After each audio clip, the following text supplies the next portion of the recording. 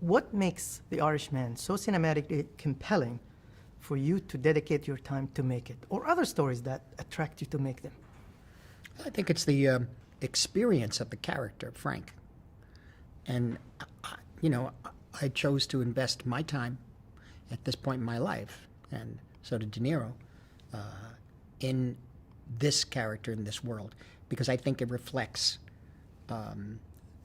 so much of life itself. In other words, the moral conflicts, the struggle with power, the darker forces of human nature.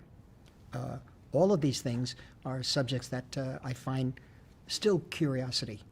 And I want to know more, or at least I want to experience it through the characters and the actors.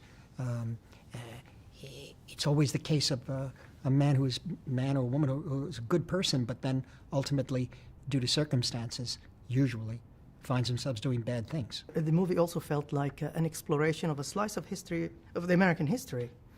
But I heard that people doubted the veracity of the details in Yes. Frank's book. For you as a dramatist, is that relevant, the veracity of the historical facts, or you attracted to the story? I was attracted to the character, and the backdrop is that story. Now, whether he actually did everything he said, I think there's many people going to argue about that. What I decided to do was bring the character in the forefront and make it representative of that world. And that world is a reflection of the bigger world. In fact, it is the bigger world. You have that's American history in the background. It's on television all the time. They're talking about bribing jurors, and there's the Cuban Missile Crisis on TV, which they may have had something to do with. We don't know. We don't know anything that's happening with these forces around us, unless there's pure fact. I think often we could, through a sensitive and exploration in depth of the possibilities of what could have happened, we find something even more true. The film is long, and many of your movies are long. You began like that, and we're still glued to the screen.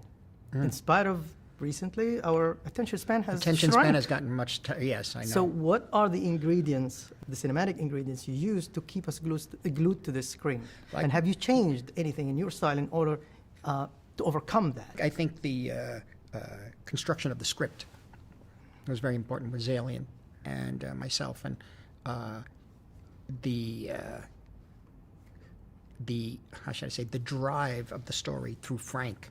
And as it gets more complicated, then eventually things fall away and we're left with him and the dwindling world around him. So for me, I had to find another way. I also didn't have to find another way. I knew what to do. I knew it had to be simpler, or it appears simple. It's extremely complicated. There's 360 scenes, 120 locations, and you get all the CGI around and everything. But that only made it clearer to me to stay strong and try to create atmosphere that is always pending. There's always pending danger or uncertainty. He'll be outside his car in a gas station, and he looks over, and the ladies are smoking, and he looks over at Joe, and Joe's on the phone, and you cut back to Bob. You don't even see his eyes. He's got sunglasses on, but something's not right. He knows it, but he can't say that. And what is that in life? He thinks he's in control, and he's not in control at all. Not at all. And so that was the essence of it, to be able to try to have, to take the time with certain cuts and images and let it just be unsaid. That would be the idea. I spoke to Bob and Al, and I was surprised to hear that their acting method is very different, their approach to their I didn't character. know that. I didn't know that. Yeah. They told me that. They confirmed it. I don't know. Yeah, I don't know. Al about takes his time yeah. to enter the character, where Bob told me he just goes in and he does it there.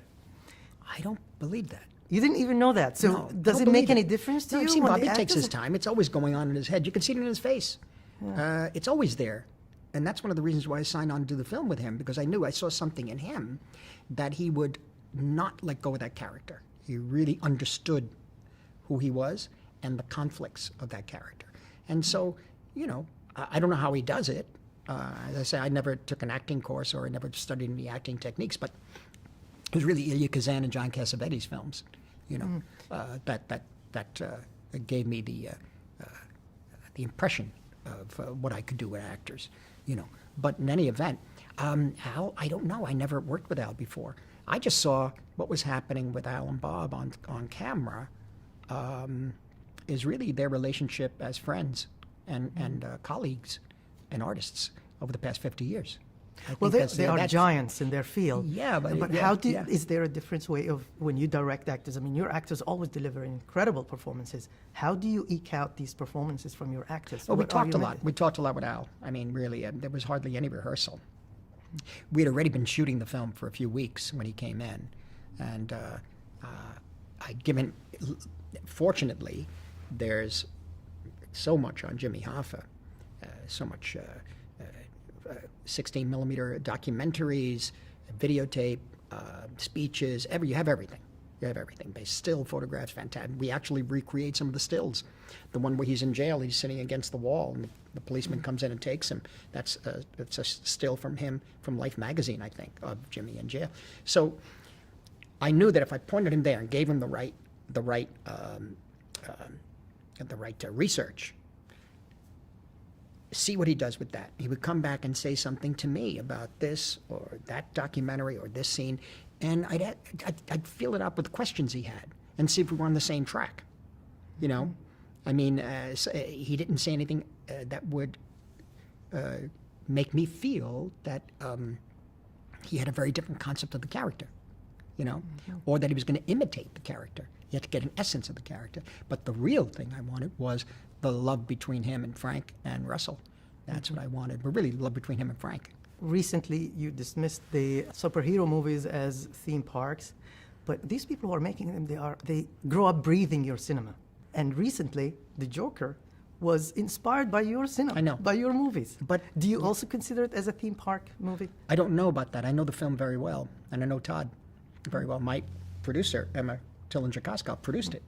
Yeah. So it's an interesting question because I thought about it a lot over the past 4 years, The Joker, and I decided that I didn't have the time for it, and you know, and also you're right, it is influenced by. Todd told me, so Marty, this is yours. I don't know if I want to, you know. But anyways, personal reasons why I didn't get involved. But I know the script very well, so that it's really energy and incredible Joaquin and all that sort of thing. So you have a remarkable work. But for me, ultimately, I don't know if I make the the next step, which is to this character developing into a comic book character. You follow? Yeah. Develops into an abstraction. That doesn't mean it's bad art. It could be, but it's not for me. You follow? And that's different from the superhero films. It's very different. Yeah, absolutely. The superhero films, as I said, are like another art form. They're not easy to make. There are a lot of very talented people doing good work, and a lot of young people really, really enjoy them. But I do think it's more of an amusement park, extension of the amusement park, because I saw this happening in the early 70s in Hollywood, where heads of studios were talking about really wanting to have in the industry a Disney World, basically. And Universal was the first to do it, Universal Studio Tours. So they've always been aiming in that direction. And it comes together. And then you could tour the studio. It's like a theme park ride. Well, why not put a film in there? Why not make the film part of that experience? You follow? My concern, there's two concerns, and that is that one is that the filmmakers need the theaters. Maybe not me. I'm old. Maybe it's my last film. I don't know. But the people like me need the theaters. The nature of the amount of money that's being made with the superhero films, naturally, you can tell a studio or a corporation or theater owners, you know, build a theater for people to come and see this, so they make money in the theater. You can't tell them to stop making their money. But on the other hand, they have to give something back to the culture. They have to create a space for the filmmakers to have their films on screen. Whether they're on screen and then get streamed or whatever, because there's so many venues going to open as to how films are going to be exhibited. This is what has to happen. There has to be a consciousness changing, I think, in this industry, because we're wiped out. Marty, thank you so much. Well, they say Hollywood is business. Yeah.